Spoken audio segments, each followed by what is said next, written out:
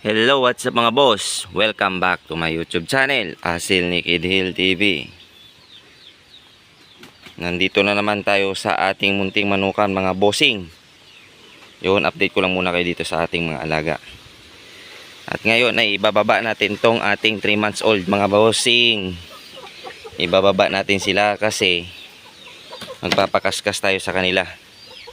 So saglit lang mga bossing at kukunin ko muna at saka ilagay sa conditioning area natin o sa kaskasan. So yun na nga mga boss, na ilagay na natin si Goldie dyan. Kukunin pa natin yung iba pa niyang kapatid. Ito naman si Abuhin na kapatid ni Goldie. Kunin muna natin siya mga bossing. Parang ayaw nyo magpahawak mga bossing kasi naglulugo na ito naglulugon kasi sila. Yun, ano, lagay muna natin dun sa kaskasan mga bossing. Yun, kumaskas na si Goldie. Makaskas na si Goldie yan. Kahit walang pre-range o hindi natin may pre-range, pero masipag kasi sila magkaskas. Dito na lang natin palakasin yung kanilang mga tuhod. Yun, kumakaskas na sila. Diba? Saglit lang, kunin ko pa yung isang Abuhin mga bossing. Ito naman si Abuhin na isa mga bossing.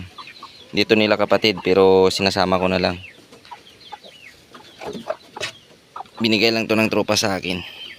Saglit lang mga bossing at ilalagay na rin natin doon para makapagpakaskas at lumakas na rin yung kanyang tuhod. Iyon.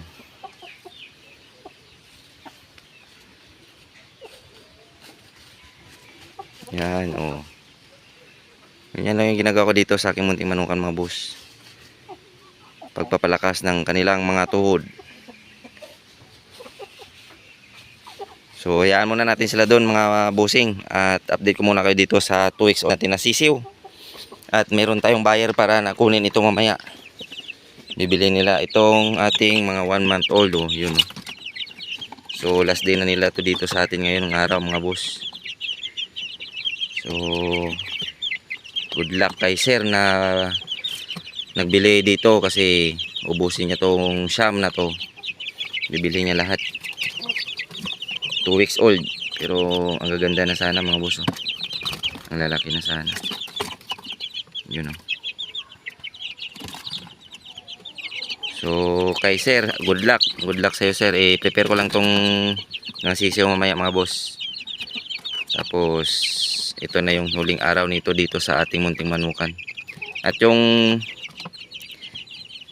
anak ng Belgian natin na talisain tsaka nung pure asil natin, ibababa ko na naman dito kasi 1 week old na yun sila. At dito na naman natin yun ilalagay kung makuha na to mamaya. So ganun lang mga boss. Ito lang muna yung update dito sa aking munting manukan. Ito na yung siyam na ipapaship natin mamaya kay sir. So nandito na lang muna mga bossing. Lagi nating tatandaan ng Sabong Sports lamang. Huwag tayong mapakalulong sa sugal at lagi nating unahin ang ating pamilya. Maraming salamat and God bless sa ating lahat.